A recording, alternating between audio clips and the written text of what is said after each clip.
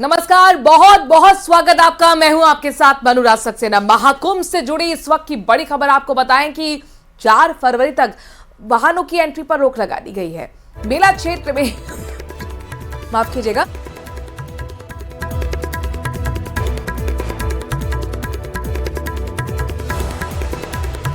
मेला क्षेत्र no vehicle zone घोषित कर दिया गया है। वीवीआईपी पास भी 4 फरवरी तक कैंसिल रहेंगे। बाइक, एम्बुलेंस, नगर निगम वाहनों को छूट रहेगी। रास्ता वन वे कर दिया गया है। दूसरी तरफ पैदल यात्री चलेंगे। तो ये कुछ चेंजेस हुए हैं जिनको जानना बेहद जरूरी है अगर आप महाकुंभ के लिए जा रहे हैं। दरअसल 4 फरवरी तक वाहनों की एंट्री पर रोक लगा दी गई है। इसके साथ साथ इसका मतलब यह है कि पूरा जो मेला क्षेत्र है, जो परिसर है 12 किलोमीटर तक जो फैला हुआ है, उस पे 9 व्हीकल जोन घोषित किया गया है, यानी कि कोई भी व्हीकल एंट्री नहीं कर पाएगा। दूसरी बात यह कि वीवीआईपी पास भी अब 4 फरवरी तक कैंसिल रहेंगे, यानी किसी को भी वीवीआईपी ट्रीटमेंट यहाँ पर एक जो पास मिलता था वो नहीं मिल पाएगा, कैंसिल है। साथ ही बाइक है, एम्बुलेंस है, नगर निगम के जो वाहन है, हालांकि इनको इससे बाहर रखा गया है, इनको छूट रहेगी। रास्ता वन वे है और दूसरी तरफ पदयात्री चलेंगे। ये जानकारी बड़ी निकल कर आ रही है महाकुंभ से। महाकुंभ मेले में 4 फरवरी तक नहीं जा सकेंगे कोई वाहन। पूरा मेला क्षेत्र को नो व्हीकल जोन घोषित किया गया। वीवीआईपी पास अब 4 फरवरी तक कैंसिल रहेंगे। साथ ही वीवीआईपी स्नान और एस्कॉर्ट की गाड़ियों के काफिले पर भी रोक लगा दी गई है। ये चेंजेस तब हुए जब भगदड़ कल हुई थी और उसके बाद व्यवस्था को दुरुस्त करने के लिए इस तरीके के कदम उठाए गए हैं, इस तरीके के फैसले लिए गए हैं। सिर्फ बाइक या एम्बुलेंस अगर है, नगर निगम की गाड़ियां हैं, फायर ब्रिगेड की गाड़ियां हैं, ये अंदर चल सकेंगी। रास्ते को वन वे कर दिया गया है। एक रास्ते से आए श्रद्धालु को स्नान के बाद दूसरे रास्ते से भेजा जाएगा। प्रयागराज से सटे जिलों में आने वाले 4 पहिया वाहनों की शहर में एंट्री पर बैन लगा दिया गया है, यानी रोक लगा दी गई है। तो ये खबर उन तमाम लोगों के लिए महत्वपूर्ण हो जाती है जो महाकुंभ जाने की तैयारी कर रहे हैं। आपको बता दें कि 4 फरवरी तक वाहनों की एंट्री पर रोक रहेगी। मेला क्षेत्र को नो व्हीकल जोन घोषित किया गया है। साथ ही वीवीआईपी पास भी 4 फरवरी तक कैंसिल ही माने गए हैं।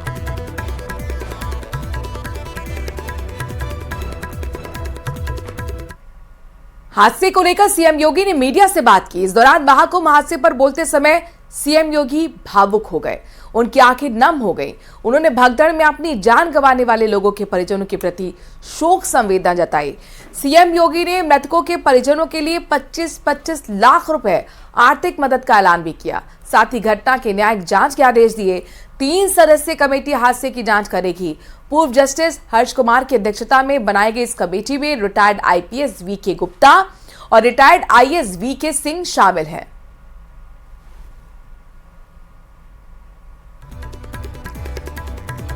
तो इस भगदड़ में 30 लोगों की मौत हुई थी, 60 लोग घायल हुए थे और इस पर अपना बयान देते थे मुख्यमंत्री अचानक भावुक हो गए, उनकी आंखें नम हो गई। 25-25 लाख आर्थिक मदद का ऐलान यहां पर पीड़ित परिवारों के लिए किया गया है। साथ ही घटना की न्यायिक जांच के लिए आयोग के गठन की भी बड़ा ऐलान ये कहा गया, और जिसमें कि आपको बता दें कि इस कमेटी में retired IPS VK Gupta, retired IAS VK Singh शामिल है।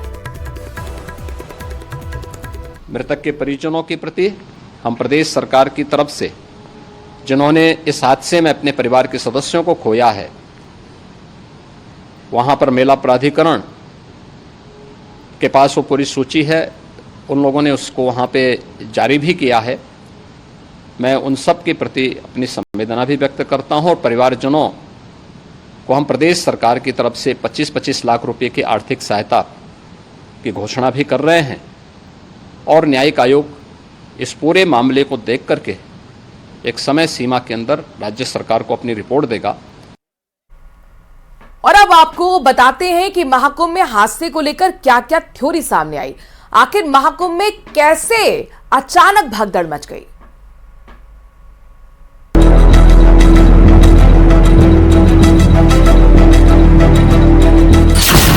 महाकुंभ क्षेत्र में क्या हुआ, कैसे आस्था के समागम में हादसा हुआ, क्या है घटना की पूरी थ्योरी। इन सवालों का जवाब तलाशने से पहले उस अद्भुत मौनी अमावस्या की ये तस्वीरें देखिए, जिसकी धार्मिक और आध्यात्मिक मान्यताओं ने करोड़ों श्रद्धालुओं को प्रयाग नगरी तक पहुंचा दिया है। इन अद्भुत तस्वीरों से कुछ देर पहले महाकुंभ क्षेत्र में प्रशासन ने उस चुनौती का सामना किया जिसकी वजह से न सिर्फ कुछ लोग घायल हो गए बल्कि कुछ लोगों की मौत भी हो गई। यही वजह रही कि देश के प्रधानमंत्री नरेंद्र मोदी न सिर्फ पल पल महाकुंभ का अपडेट ले रहे हैं बल्कि उन्होंने पीड़ितों के प्रति अपनी संवेदनाएं भी जताई। महाकुंभ में जो दुखद हादसा हुआ है, मैं प्रभावित परिवारों के प्रति संवेदना व्यक्त करता हूं और घायलों के जल्द स्वस्थ होने की कामना करता हूं। मैं यूपी सरकार के साथ निरंतर संपर्क में हूं। लेकिन हादसे के पीछे की थ्योरी क्या है? कैसे अचानक महाकुंभ में भगदड़ जैसे हालात बन गए? इसके पीछे अलग अलग वजहें बताई जा रही हैं। 1 से 2 बजे के बीच भगदड़ की खबर आई। भगदड़ के पीछे अफवाहों का जिक्र किया गया। मौनी अमावस्या पर बेहिसाब भीड़ थी। ये भीड़ संगम नोस पर जाना चाहती थी। भीड़ के वन साइड मूवमेंट से प्रेशर बना। इसी प्रेशर के बीच भीड़ ने बैरिकेडिंग पार करने की कोशिश की। नतीजा ये हुआ कि बैरिकेडिंग टूट गई। खबर ये भी आई कि चेंजिंग रूम का गेट गिरने से हादसा हुआ।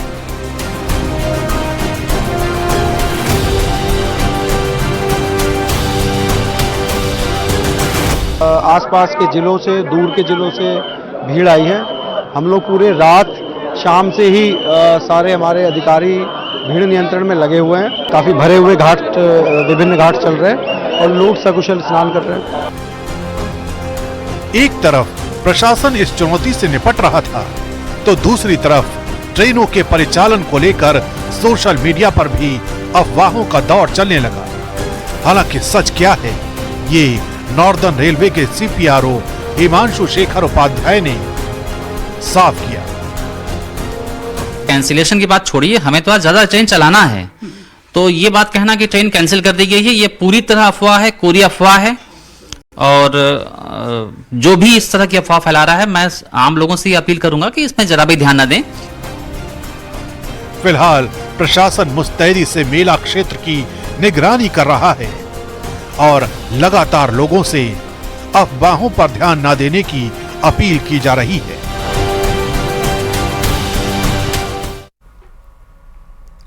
दौसा से बड़ी खबर आ रही है। सेंट्रल जेल में मोबाइल मिले हैं। एक बार फिर चर्चाओं में केंद्रीय विशिष्ट कारागार सामने आ गया है। सेंट्रल जेल यशालावास में अवैध मोबाइल मिले। जेल प्रशासन के तलाशी अभियान में 2 मोबाइल मिले। जेल प्रहरी ने पापड़दा थाने में फिलहाल केस दर्ज करवाया है। जेल में मोबाइल मिलने की घटनाएं कई बार सामने आ चुकी हैं। इसी जेल में सीएम अजयलाल को जान से मारने की धमकी भी दी गई थी और लिहाजा ये जो जेल है लगातार सुर्खियों में रही। एक बार फिर चर्चाओं में केंद्रीय विशिष्ट कारागार आ गया है। वजह है यहां से अवैध मोबाइल मिलना। दरअसल तलाशी अभियान पूरे जेल प्रशासन में चलाया गया था और इसी दौरान 2 मोबाइल मिले। पापड़दा थाने में फिलहाल केस दर्ज किया गया है। बड़ी बात यह है कि ये कोई ऐसा पहला मामला नहीं है कि इस जेल में मोबाइल मिले हो। कई बार इस तरह की घटनाएं हुई हैं और ये घटना इसीलिए और गंभीर हो जाती है क्योंकि इसी जेल से मुख्यमंत्री भजन लाल को भी जान से मारने की धमकी दी गई थी। संभल हिंसा की जांच के लिए न्यायिक जांच आयोग आज पहुंचेगा और सुबह 10 बजे न्यायिक जांच आयोग की 3 सदस्यीय टीम संभल पहुंचेगी। शाम 4 बजे पीडब्ल्यूडी गेस्ट हाउस में लोगों के बयान दर्ज करेगी और इसी दौरान शाही जामा मस्जिद के सदर जफर अली भी अपने बयान दर्ज करा सकते हैं। न्यायिक जांच आयोग की टीम हिंसा की जांच को तीसरी बार आ रही है, इसलिए और आपको बता दें महत्वपूर्ण ये दिन हो जाता है। इससे पहले 21 जनवरी को जांच आयोग संभल आया था। जामा मस्जिद के सर्वे के विरोध में 24 नवंबर को काफी हिंसा यहां पर हुई थी।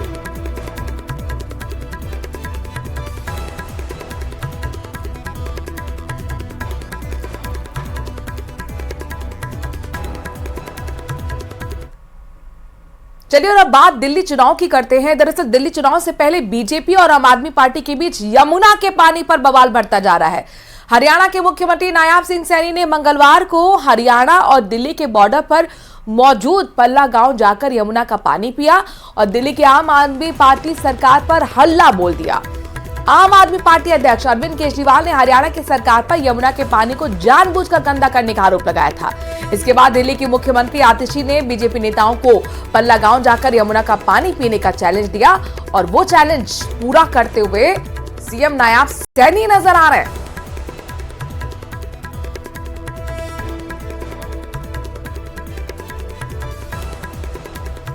यमुना माता के चरणों में यहाँ पर आया हूँ। आप देख भी रहे हैं, मैंने यहाँ पर पानी का, मां यमुना के उस पानी का आचमन भी किया है। उन्होंने एक दुर्भाग्यपूर्ण जो बयान दिया और उन्होंने कहा कि हरियाणा की भारतीय जनता पार्टी सरकार ने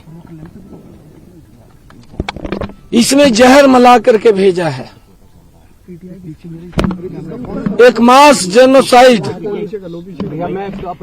की बात केजरीवाल ने की है। कल ही WHO जो वाटर रिसोर्स अथॉरिटी है, अरे मैं फोन पे पकड़ रहा हूँ भाई, उसने कल यहाँ के सैंपल लिए हैं। जो पानी के सैंपल थे उसमें कहीं कोई जहर की मात्रा नहीं है। तो बीजेपी के बाद अब कांग्रेस भी यमुना के पानी को लेकर अरविंद केजरीवाल पर हमलावर हो गई है। कांग्रेस नेता राहुल गांधी ने दिल्ली के बवाना में हुई जनसभा में अरविंद केजरीवाल को यमुना का पानी पीने का खुला चैलेंज दे डाला।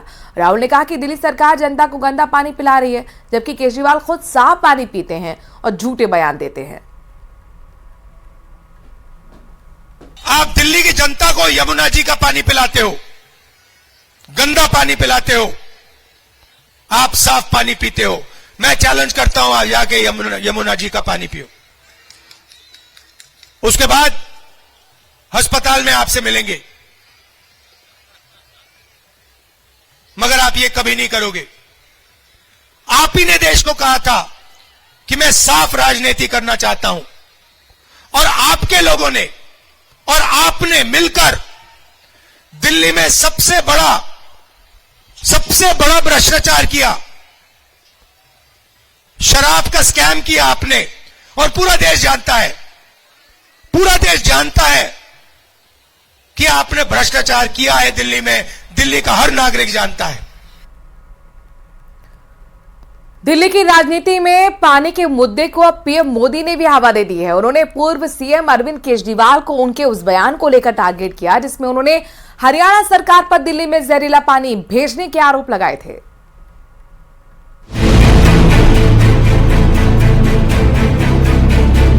दिल्ली की राजनीति में पानी पर संग्राम, पीएम मोदी का केजरीवाल पर बड़ा हमला, जहरीले पानी की कहानी अब पीएम मोदी की जुबान। दिल्ली के पूर्व सीएम और आम आदमी पार्टी के संयोजक अरविंद केजरीवाल ने जब से हरियाणा पर जहरीला पानी भेजने का संगीन आरोप लगाया है, तब से दिल्ली चुनावों में पानी की कहानी ने एक अलग ही रंग ले लिया है। अब इस मुद्दे पर प्रधानमंत्री नरेंद्र मोदी ने जोरदार हमला किया है। उन्होंने कहा कि हरियाणा सरकार पर जिस पानी को लेकर आरोप लगाया जा रहा है, वही पानी 11 साल से वो भी पी रहे हैं।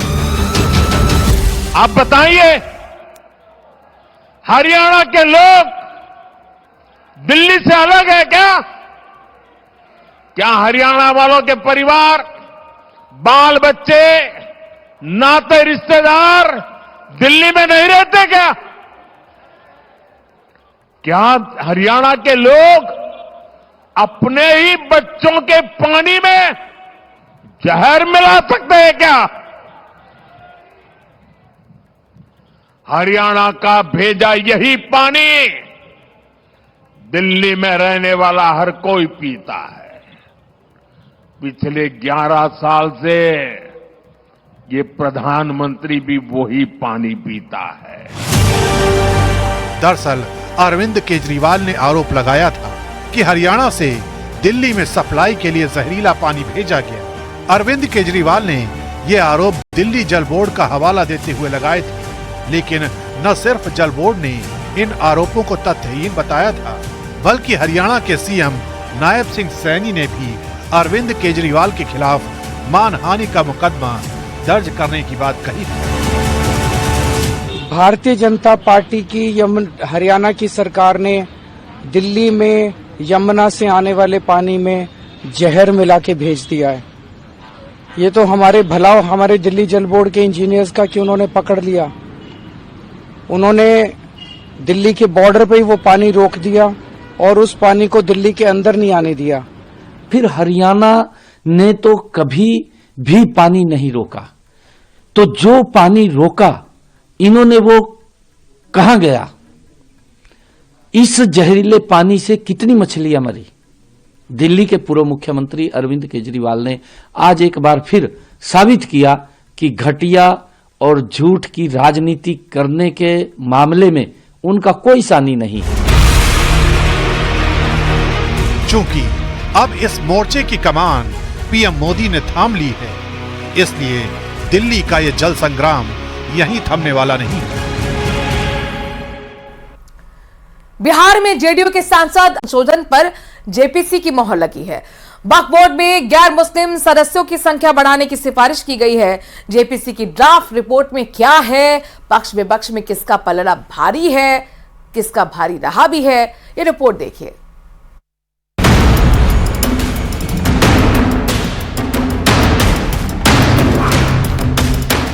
वक्फ संशोधन विधेयक को जेपीसी की मंजूरी मिल गई है। जेपीसी ने 11 के मुकाबले 14 वोट से इसे स्वीकार कर लिया है। विपक्षी सांसदों ने 44 बदलाव पेश किए थे, जिन्हें खारिज कर दिया गया था और इस कारण राजनीतिक दलों में हंगामा मच गया था। रिपोर्ट के अनुसार वक्फ विधेयक में कुल 66 संशोधन प्रस्तावित किए गए थे, जिनमें बीजेपी सांसदों के 23 और विपक्षी सदस्यों के 43 संशोधन शामिल थे। जेपीसी के अध्यक्ष और बीजेपी सांसद जगदम्बिका पाल ने बताया कि कुल 14 संशोधनों को मंजूरी दी गई। जो 27 तारीख को क्लॉज बाय क्लॉज तो जो 14 क्लॉजेज में अमेंडमेंट्स आया था उसको भी हमने अप्रूव किया था, उसको भी आज हमने अडॉप्ट किया है। और अडॉप्ट करने के बाद आज सबसे बड़ा काम एक हुआ है कि जो द इनकम फ्रॉम वक्फ औलाद can be used to support widows, divorced women and orphans is specified by the Waqf section 3R5। तो इस तरीके से हमने काफ़ी जो अमेंडमेंट्स हुए हैं उसके की प्रोविजंस हैं, आज उसको मुझे लगता है कि इससे बेहतर आने वाले दिनों में वक्त के लिए कानून नहीं बन सकता था, क्योंकि प्रपोज था। लेकिन जेपीसी के एक्सरसाइज करने के बाद उस 44 संशोधन में भी हमारे 14 क्लॉजेज में संशोधन किया है। ये है जेपीसी की उपलब्धि। बीते 6 महीने के विचार विमर्श में कई संशोधनों पर चर्चा की गई। सभी संशोधन पर मतदान हुआ और सदस्यों ने अपना फैसला सुनाया, जिसमें 16 सदस्यों ने पक्ष में और 14 सदस्यों ने संशोधनों के विरोध में वोटिंग की। बहुमत के आधार के ऊपर इस प्रकार के फैसले कभी भी बेहतर नहीं होते। बहुमत का मतलब ये नहीं होता कि आप हर चीज को बुलडोज कर दो, तो ये किसी भी सूरत में बेहतर नहीं होगा। वक्फ बोर्ड को बर्बाद करने का यह कानून है, वक्फ बोर्ड को बर्बाद कर देगा। जेपीसी के उस 44 संशोधन पे जो है उस पे एक संशोधन पे चर्चा हुई। इसके पहले हमने 6 महीने के सारे डिटेल डिस्कशंस के बाद सभी सदस्यों से हमने संशोधन मांगे थे। यह हमारी अंतिम बैठक थी कि उस 44 संशोधन पे आप इस पे सहमत हैं या इस पे असहमत हैं। तो सभी सदस्यों के द्वारा, चाहे किसी पक्ष के हों, उन लोगों ने अपने संशोधन दिए थे। उसमें जो हमारे कुछ सांसदों के द्वारा दिए गए थे उसमें 14 क्लॉजेज पे या 14 संशोधनों में संशोधन स्वीकार हुआ है, वो भी संशोधन मूव करने पे वोटिंग के बाद बहुमत के आधार पर। वहीं विपक्ष ने दिल्ली में विधानसभा चुनाव को लेकर आरोप लगाया कि वक्फ विधेयक में संशोधन की प्रक्रिया में जल्दबाजी की जा रही है। विपक्ष ने समिति के अध्यक्ष पर पक्षपात और सत्ता दल के प्रति झुकाव का आरोप लगाया। हमारी पार्टी के सुप्रीमो माननीय अखिलेश यादव जी ने शुरू दिन ही जब ये वक्फ बिल आया था उसी वक्त बता दिया था कि चंद लोगों को ये जमीनें देने की और मुसलमानों की वक्फ की जमीनें इनकी नजर अब उस पर पड़ गई है और ये उसको छीनना चाहते हैं। और ये माइनॉरिटीज और खासतौर पर मुस्लिम को निशाना बनाने की इनकी शुरुआत है। जैसे उन्होंने कहा था माननीय अध्यक्ष जी ने, वैसे ही हुआ। हमको 655 पेज की फाइनल रिपोर्ट दी गई है और ये ह्यूमनली इम्पॉसिबल है कि कोई इंसान 655 पेजेस रिपोर्ट पढ़ के 10 घंटे के अंदर या 8 घंटे रिपोर्ट दें, तो फिर भी हमने कोशिश की। हम अपनी डिटेल रिपोर्ट दिए हैं इस बिल के खिलाफ, इस अमेंडमेंट के खिलाफ, जो हम समझते हैं कि ये वक्फ के लिए फायदेमंद नहीं रहेंगे बल्कि वक्फ को बर्बाद कर देंगे और ये खास तौर से मुसलमानों को उनकी इबादत से महरूम करने के लिए ये आर्टिकल 26 का एक ग्रेव वायलेशन है। उसमें आपको बता दें कि वक्फ संशोधन विधेयक को केंद्रीय अल्पसंख्यक मामलों के मंत्री किरेन रिजिजू ने लोकसभा में पेश किया था और इसे 8 अगस्त 2024 को संयुक्त संसदीय समिति यानी कि जेपीसी को भेजा गया था।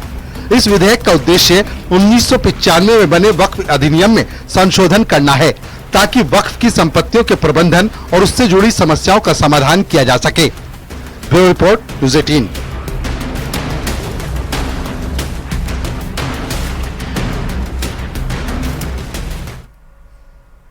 महाकुंभ में वायरल गर्ल मोनालिसा को फिल्म में काम करने का ऑफर मिला है। मोनालिसा ने डायरेक्टर सनोज मिश्रा की film the diary of Manipur sign की है। डायरेक्टर ने उसके घर मध्य प्रदेश के खरगोन जिले के महेश्वर जाकर मोनालिसा के साथ फिल्म का कॉन्ट्रैक्ट साइन किया। अब इंदौर में मोनालिसा की ट्रेनिंग शुरू होगी। पहले उसे पर्सनैलिटी डेवलपमेंट की ट्रेनिंग दी जाएगी, उसके बाद उसे एक्टिंग की ट्रेनिंग दी जाएगी। इस फिल्म में मोनालिसा रिटायर्ड आर्मी अफसर की बेटी का रोल निभाएंगी। बता दें कि मोनालिसा महाकुंभ मेले में माला बेचने पहुंची थी और वो अपनी नीली आंखों के चलते सोशल मीडिया पर काफी वायरल हो गई थी।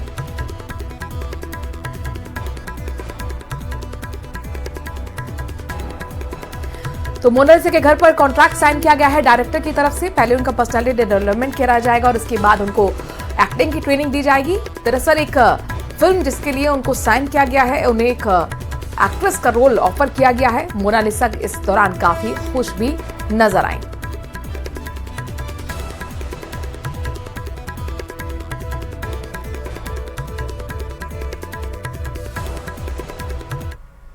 आरएस प्री परीक्षा 2024 से जुड़ी बड़ी खबर आपको बता रहे हैं। 2 फरवरी को परीक्षा का आयोजन होना है। दोपहर 12 बजे से लेकर 3 बजे तक की परीक्षा का आयोजन रहेगा। आरपीएससी की ओर से आज प्रवेश पत्र जारी हो रहे हैं। आरपीएससी की वेबसाइट और पोर्टल से आप डाउनलोड कर सकते हैं। साथ ही ये भी बता दें कि आरपीएससी ने परीक्षा को लेकर तैयारियों को पूरा अमली जामा पहनाना शुरू कर दिया है। 1 घंटे पहले परीक्षा केंद्र पर पहुंचना अनिवार्य है, जरूरी है, उसके बाद एंट्री नहीं मिलेगी। तो आरएस प्री परीक्षा 2024 की जो तैयारी कर रहे हैं उनके लिए बहुत बड़ी खबर। 2 फरवरी को परीक्षा का आयोजन 12 से 3 की पाली में। प्रवेश पत्र आज आप आरपीएससी के वेबसाइट और पोर्टल से डाउनलोड कर सकते हैं। और इसी के साथ स्पेशल रिपोर्ट में अभी के लिए इतना ही। आगे देखिए राजस्थान लाइव।